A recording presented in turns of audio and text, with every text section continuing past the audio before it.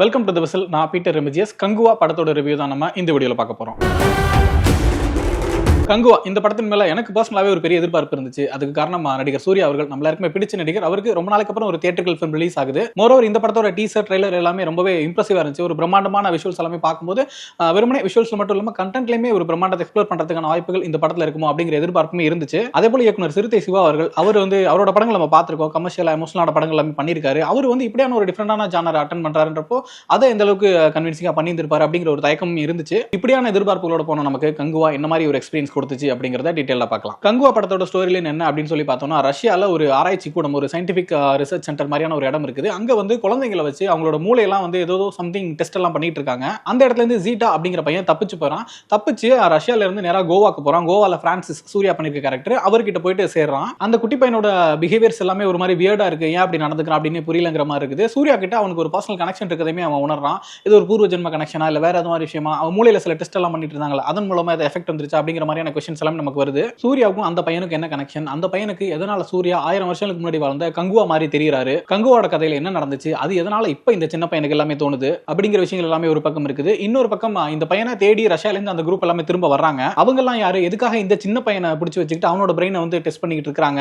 அவனை தேடி அவங்க பிரான்சிஸ் கிட்ட வரும்போது அந்த இடத்துல என்ன நடந்துச்சு அப்படிங்கறதெல்லாம் தான் கங்குவா படத்தோட மீதி கதை. ஃபர்ஸ்ட் படத்தோட பாசிட்டிவ்ஸ் பத்தி பார்த்தலாம். நம்ம ஏற்கனவே சொன்ன மாதிரி சூர்யா அவர்களுக்கு ரொம்ப நாளுக்கு அப்புறம் ஒரு தியேட்டரிக்கல் ஃபிலிம் வருது அப்படிங்கிறப்போ அவரை செலிப்ரேட் பண்ற மாதிரி என்னென்ன விஷயங்கள் இருக்கும் அப்படிங்கறத ஃபர்ஸ்ட் எதிர்பார்த்தோம். அந்த வகையில படம் ஆரம்பிக்கும் போது சூர்யா அவர்களுக்கு ஒரு டைட்டில் கார்டு ஒன்று போடுறாங்க. நம்ம லியோல விஜய் அவர்களுக்கும் மகாராஜால விஜய் சேதுபதி அவர்களுக்கும் போட்ட மாதிரியான ஒரு டைட்டில் கார்டு ரொம்பவே இம்ப்ரெசிவா இருந்துச்சு. அவர் இது வரைக்கும் பண்ணியிருந்த எல்லா படங்கள் கேரக்டர்ஸ் எல்லாத்தோட இமேஜஸ் வச்சு கடைசியா ரோலெக்ஸ்ல முடிகிற மாதிரி அந்த டைட்டில் கார்டு டிசைன் பண்ணி ரொம்பவே இம்ப்ரெசிவா இருந்துச்சு. அடுத்ததா சூர்யா அவர்கள் பிரான்சிஸ் கங்குவா அப்படின்னு சொல்லி 2 கேரக்டர் பண்ணியிருக்காரு. 2 பேர் டைம் லைன்ஸ், 2 பேர் காலகட்டம் அப்படிங்கும்போது ரெண்டுத்திலுமே ரொம்ப ஹேண்ட்ஸமா ஸ்மார்ட்டாவும் இருந்தாரு. பிரசன்ட் போர்ஷன்ஸ்ல வரக்கூடிய கோவா அந்த காட்சிகள், பிரான்சிஸ் கேரக்டர் நம்ம ஆல்ரெடி அந்த அஞ்சான் மாதிரியான படங்களை பார்த்த ஹேர் ஸ்டைல், அதோட காஸ்டியூம்ஸ் அந்த மாதிரி தான் வந்திருந்தாரு. பட் இதுல லுக் அண்ட் ஃபீலாவே ரொம்ப இம்ப்ரெசிவா இருந்தாரு. அதே போல கங்குவா கேரக்டர் ஒரு 1000 வருஷத்துக்கு முன்னாடி இருந்த ஒரு வாரியர் அப்படிங்கிறப்ப ஒரு இனக்குழுவோட தலைவர், அதுக்காக போராடக்கூடிய ஒருத்தர், அந்த சத்தியத்தையும் நம்பிக்கையும் காப்பாற்றக்கூடிய ஒரு கேரக்டர் அப்படிங்கிறது ரொம்பவே கன்வின்சிங்கா பண்ணியிருந்தாரு. எமோஷன் ஃபைட் அப்படின்னு சொல்லிட்டு எல்லா காட்சிகளிலுமே சூர்யா அவரோட பெர்ஃபார்மன்ஸ் ரொம்பவே இம்ப்ரெசிவா இருந்துச்சு. அதுல குறிப்பா ஒரு முக்கியமான ஃபைட் சீன்ல சூர்யா அவர்கள் ஷர்ட் எல்லாம் கழட்டிட்டு 6 பேக்ஸோட வராரு. சூர்யா ஃபேன்ஸ்க்கு பயங்கர என்ஜாயபிளான ஒரு மொமெண்டா அது இருக்கும்னு நினைக்கிறேன். அடுத்ததா கங்குவா படத்தோட கதையில நமக்கு என்னென்ன விஷயங்கள் இம்ப்ரெசிவா இருந்துச்சு அப்படின்னு சொல்லி பார்த்தோம்னா, ஆரம்பத்துல இந்த வேர்ல்டு பில்டிங் ஒன்று பண்றாங்க. அந்த இடத்துல ஒரு 5 தீவுகள் இருக்குது.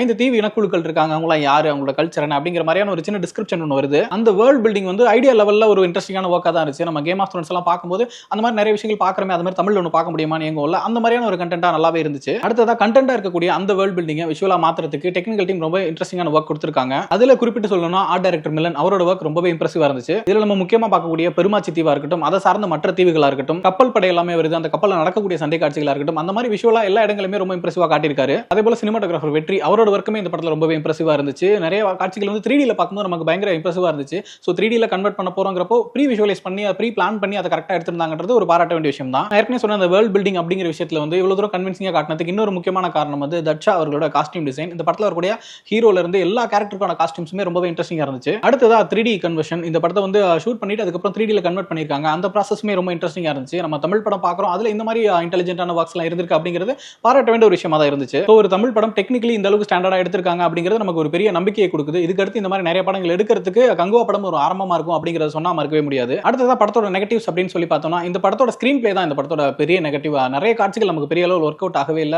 நிறைய காட்சிகள் கனெக்டும் ஆகல. இந்த படத்தோட முதல் 20 நிமிடம் பார்த்தோம்னா கோவால் நடக்கிற மாதிரி வருது. பிரசன்ட் போர்ஷன்ஸ் அந்த பிரான்சிஸ் கேரக்டரோட காட்சிகள் எல்லாமே வருது. அந்த காட்சிகள் எப்படி இருந்துச்சு அப்படின்னு சொல்லணும்னா, லப்பர் பந்து படத்துல வரக்கூடிய ஒரு டயலாக் தான் ஞாபகம் வருது. தினேஷ் பேட்டிங் இறங்கும்போது என் மாப்பிள முத பந்த சாமிக்கு விட்டுரும் அப்படின்னு சொல்லுவாங்களா, அந்த மாதிரி இந்த முதல் 20-30 நிமிஷத்தை சாமிக்கு விட்டுட்டாங்களான்னு தெரியல. அந்த அளவுக்கு சுத்தமா இம்ப்ரெசிவா இல்லாம, இன்ட்ரெஸ்டிங்கா இல்லாம, காமெடி காட்சிகள் சிரிப்பே வராத திராபியான காட்சிகளா தான் அந்த முதல் 20 நிமிஷம் இருந்துச்சு. அதுக்கப்புறமா அந்த கங்குவா போர்ஷன் ஸ்டார்ட் பண்ணதுக்கு அப்புறம் ஒரு சின்ன ரிலீஃப் கிடைச்சது. ஓகே, இதுல இருந்து வந்துட்டோம், இதுக்கப்புறம் படம் நல்லா இருக்கும் அப்படிங்கிற ஒரு எதிர்பார்ப்போட தான் உட்கார்ந்தோம். நான் ஆல்ரெடி சொன்ன மாதிரி அந்த வேர்ல்ட் பில்டிங், அங்க என்னென்ன தீவுகள் இருக்கு, என்ன மாதிரி மக்கள் எல்லாம் இருக்காங்க அப்படிங்கிறது அந்த ஐடியா லெவல்ல ஓகேவா இருந்துச்சு. ஆனா அதை தாண்டி அது பெரிய அளவுல கதையில உட்காரலையோன்னு தோணுச்சு. அதே போல ஸ்டோரி மூவ்மெண்ட்ல இந்த விஷயங்கள் பெரிய அளவுல எஃபெக்டே கிரியேட் பண்ணலன்னு தான் தோணுச்சு. அதுக்கப்புறமா சூர்யாவுக்கும் ஒரு சின்ன பையனுக்கான ஒரு எமோஷன் போர்ஷன் ஒன்று ட்ரை பண்ணியிருக்காங்க. நம்ம ட்ரைலர்ல கூட பார்ப்போம், ஒரு பையனோட தலையில சூர்யா கை வச்சிருப்பாரு அப்படிங்கிற மாதிரி. அந்த ஏரியா எப்படி சொல்றதுன்னு தெரியல, ரொம்பவே போரிங்கா தான் இருந்துச்சு. சூர்யா தான் கொடுத்த கொடுத்த ஒரு சத்தியத்தை காப்பாத்துறதுக்காக அந்த பையனை பாதுகாக்கிறாரு அப்படிங்கிறது தான் அந்த சீனோட ஐடியா. பட் அது வந்து ரொம்பவே இழுத்துட்டாங்கிற மாதிரி தான் இருந்துச்சு. ஒரு கட்டத்துக்கு மேலாம் என்னதான்ப்பா சொல்ல வரீங்க அப்படிங்கிற மாதிரி ஆயிடுச்சு. அந்த பையன் சூர்யா கிட்ட இருந்து கோச்சுக்கிட்டு போறான். இவரு வந்து இல்ல நீ கூட தான் இருக்கணும்னு சொல்லி இழுத்து வைக்க போறாரு அப்படிங்கிற ஒரு சீக்வன்ஸ் வந்து தொடர்ந்து நம்ம பார்த்துக்கிட்டே இருக்கோங்கிற மாதிரி இருக்கு. சூர்யா அந்த பையனோட கையை பிடிச்சி இழுக்கிறாரு, அந்த கையை தட்டி விடுறான் அப்படிங்கிற சீன் மட்டுமே ஒரு 100 தடவை பார்த்துட்டோங்கிற அளவுக்கு ஒரு பெரிய சலிப்பை ஏற்படுத்திருச்சு. ஒரு கட்டத்துக்கு மேல அந்த காட்சிகள் வந்து போரிங்காவும் மீனிங்லெஸ்ஸாவும் தான் இருந்துச்சுன்னு சொல்லி ஆகணும். ஓகே, எமோஷனல் ஏரியா தான் இப்படி ஆயிடுச்சு. ஆக்ஷன் சைடு எப்படி வந்திருக்கு அப்படின்னு சொல்லி யோசிச்சோம்னா யார் மெயின் வில்லன், யாருக்காக யார் சண்டை போடுறாங்க அப்படிங்கிற மாதிரி விஷயங்கள் எல்லாமே இந்த படத்துக்குள்ள வந்துட்டு இருக்குது. பெரிய அளவுல சுவாரஸ்யப்படுத்தவே இல்ல. ரோமானிய அரசர்கள்லாம் வராங்க அப்படிங்கிற மாதிரி விஷயம் காட்டுறாங்க. அவங்கள்ட்டே பயங்கரமான படை எல்லாமே இருக்குது. அதை வச்சு ஈஸியா அவங்களுக்கு என்ன வேணுமோ ஆக்குபை பண்ணிடலாங்கிற மாதிரியான சிச்சுவேஷன் இருந்துமே அவங்க வந்து ஒருத்தருக்கு ஒருத்தர் மாத்தி தூண்டி விட்டுட்டு சண்டை போட வச்சுட்டு இருக்காங்க. கடைசியில் அவங்களே செத்து போயிடுறாங்க அப்படிங்கிற காட்சிகளை வந்து எந்த வகையிலுமே சுவாரஸ்யப்படுத்தவே இல்லை. ஒரு பாபி தீவுல வந்து ஒரு முக்கியமான வில்லனா போர்ட்ரேட் பண்ணியிருக்காங்க. பட் அவரோட கேரக்டர் என்ன, அவருக்கும் இந்த தீவுல இருக்க மக்களுக்குமான கான்ஃபிளிக்ட் என்ன அப்படிங்கிற விஷயங்கள் வந்து கொஞ்சம் கூட இம்ப்ரெசிவாவே இல்ல. சரி ஓகே, ரைட்டிங்கா தான் வீக்கா இருக்கு, மேக்கிங்ல கொஞ்சம் தேத்திடுவாங்க அப்படின்னு சொல்லி பார்த்தோம்னா ஒரு சில காட்சிகள் நமக்கே தெரியும். எழுதிருக்கும் போது பார்த்தா ரொம்ப சுமாரா தான் இருக்கும்.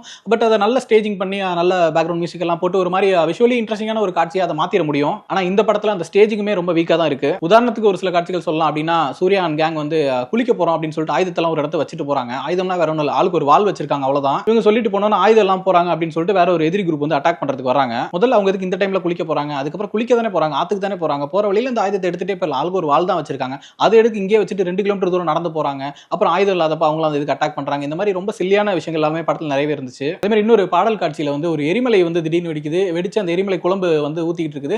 அது எல்லாமே பார்த்துட்டு பிரமிப்பா பாக்குறாங்க. பார்த்துட்டு டான்ஸ் ஆடிட்டு இருக்காங்க. ஆடிட்டு இருக்கவங்க வந்து அந்த எரிமலை குழம்பு எடுத்து காலில் மாட்டிக்கிட்டு வளைய மாதிரி ஆட்டிட்டு திரும்ப ஆட ஆரம்பிக்கிறாங்க. இதெல்லாம் எப்படி புரிஞ்சுக்கிறேனே தெரியல. இந்த மாதிரி காட்சிகள் எழுதப்பட்ட விதத்திலையும் படமாக்கப்பட்ட விதத்திலையுமே நிறைய போதாமைகள் இருக்கிறதா நம்ம பாக்குறோம். அடுத்ததான் மியூசிக். டிஎஸ்பி அவர்கள் வந்து இந்த படத்துக்கு சரியான தேர்வு இல்லை அப்படின்னு தான் சொல்லி ஆகணும். ரொம்ப யூஸ்வலான சாங்ஸ் தான் போட்டிருக்காரு. பிரசன்ட் போர்ஷன்ல வரக்கூடிய அந்த கோவா சாங் அது கூட பரவாயில்ல அப்படின்னு சொல்ற அளவுக்கு, பாஸ் போர்ஷன்ல கங்குவால வர பாடல்கள் எதுவுமே பெரிய அளவு இருக்கவே இல்லை. ஒரு ரேண்டமான சாங்ஸ் கேட்கற மாதிரி தான் இருந்துச்சு. வேங்கை சிங்கம் அப்படின்னு சொல்லிட்டு அவர் என்ன மாதிரி படங்களுக்கு போடுவார், என்ன மாதிரி பாட்டு போடுவாரோ அதே மாதிரி பாட்டு தான் அப்படிங்க வந்து போட்டிருக்காரு. டியூனு, சவுண்ட்ஸ், வாய்ஸ் அப்படின்னு சொல்லிட்டு எல்லாமே வந்து ஏதோ ஒரு ரேண்டமான ஒரு சாங்கை கேட்கற மாதிரி தான் இருந்துச்சு. அந்த வேர்ல்டுக்குள்ள நடக்கக்கூடிய விஷயங்களை நம்ம இமேஜின் பண்ணவே முடியல. பிஜிஎம் ஒரு சில இடங்கள்ல பரவாயில்ல. ட்ரைலர்ல நம்ம அந்த கங்குவா அப்படின்னு சொல்லிட்டு ஒரு பிஜிஎம் ஒன்று கேட்டிருந்திருப்போம். அது வர இடங்கள்ல ஓரளவுக்கு இம்ப்ரெசிவா இருக்கு. அதை தவிர்த்துட்டு நிறைய இடங்கள்ல பிஜிஎம் அப்படிங்கிறது வந்து அந்த குறிப்பிட்ட காட்சி எலிவேட் பண்றதுக்கு எந்த அளவுமே சப்போர்ட் பண்ணல. பட் கொஞ்சம் நாய்ஸியா இருந்ததே நம்ம ஃபீல் பண்ணோம். இந்த மாதிரி ஸ்கிரீன் பிளே அண்ட் ஸ்டேஜிங்ல வந்து கங்குவா படத்துல நிறைய பிரச்சனைகள் இருக்கிறத நம்ம பார்க்க முடிஞ்சு. அதுதான் இந்த படத்தை ஒரு போரிங்கான எக்ஸ்பீரியன்ஸாவே மாத்துனுச்சு. பட் ஸ்டில் படத்தோட கடைசி 20 நிமிஷம் ஓரளவுக்கு இன்ட்ரெஸ்டிங்கா இருந்துச்சு. எல்லாருக்குமே தெரிஞ்சிருக்கும் கார்த்தி அவர்கள் ஒரு முக்கியமான கேரக்டர் பண்றாரு, கடைசியில வராரு அப்படிங்கிறது. அவரு வரக்கூடிய காட்சிகளும் அதுக்கப்புறம் பார்ட் 2க்கான லீட் ஒன்று கொடுக்குறாங்க. அதுவும் ஓரளவுக்கு இன்ட்ரெஸ்டிங்கா இருந்துச்சு. ஸோ கங்குவா ஓவராலா டெக்னிக்கலா ஸ்ட்ராங்கான படமா இருந்தும் ஒரு சில காட்சிகள் இம்ப்ரெசிவா இருந்தும் ஒரு ஓவரால் ஃபிலிமா நம்மள பெரிய அளவு என்டர்டெயின் பண்ணல அப்படிங்கிறதா உண்மை. நீங்க படம் பார்த்திருந்தீங்கன்னா படம் பத்தின உங்களோட ஒப்பீனியன் என்ன அப்படிங்கிறத கமெண்ட்ல சொல்லுங்க.